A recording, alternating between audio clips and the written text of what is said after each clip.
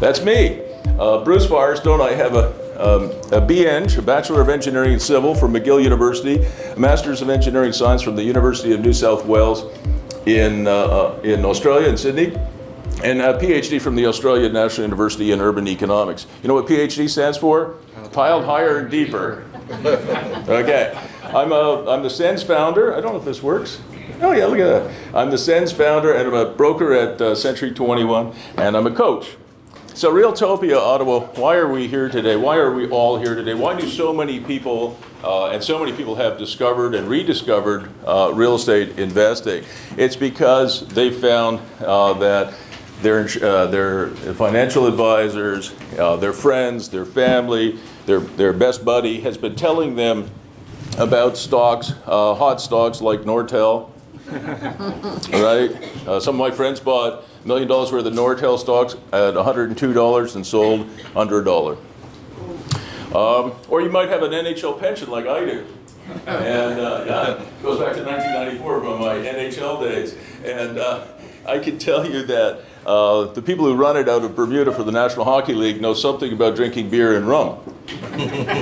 But they don't know much about running a pension fund. My pension fund, the value of my pension has not gone up, in fact went down from 2007 to 2014.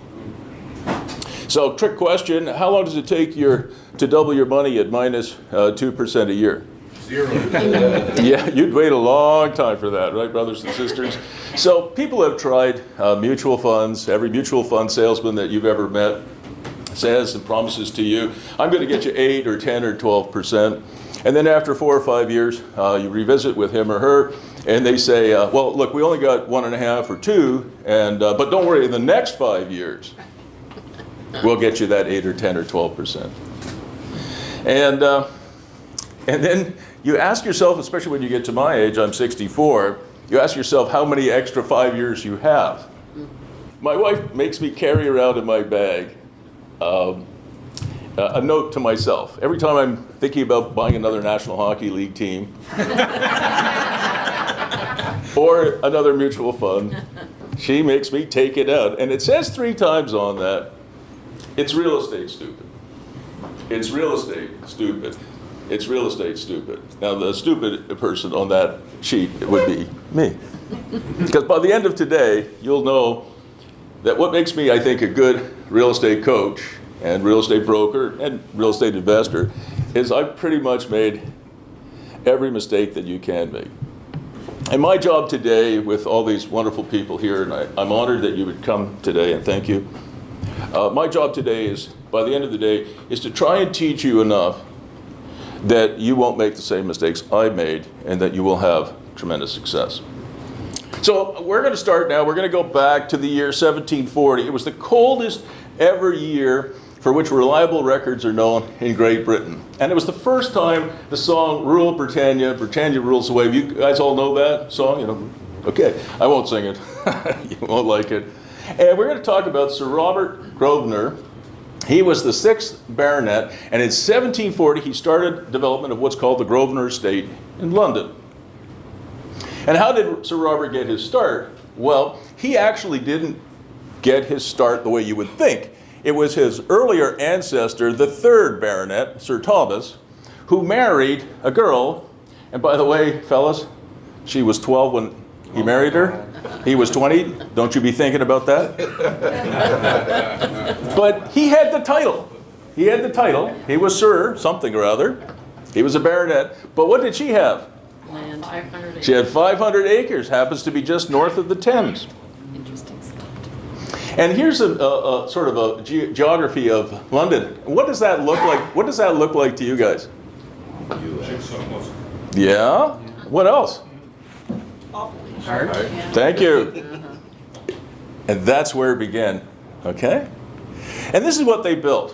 In 1753, so 13 years later, look what they had done with that development. Look at what you see here, the beauty of it. I mean, if any of us built that today, would you be proud to own that? Anybody here not like that architecture? Beautiful. It's street facing. It's got a beautiful square. It does all kinds of things. It relates to the street. It's human scale, okay? That's in 1753. This is what we build today. Okay, so who wants to own this? Please put up your hand. Yes. Okay, and who prefers the Max Milk in Renfrew? Okay, maybe this is better. Oh, there's another street in Renfrew. Anybody think this is better architecture, better urban design? What do you think does better in terms of cap rate? This guy or this guy? Or this guy? Where's Matt Maxim? There you are. Okay, you're killing me. I don't think so. So, do you know what the city this is or town this is?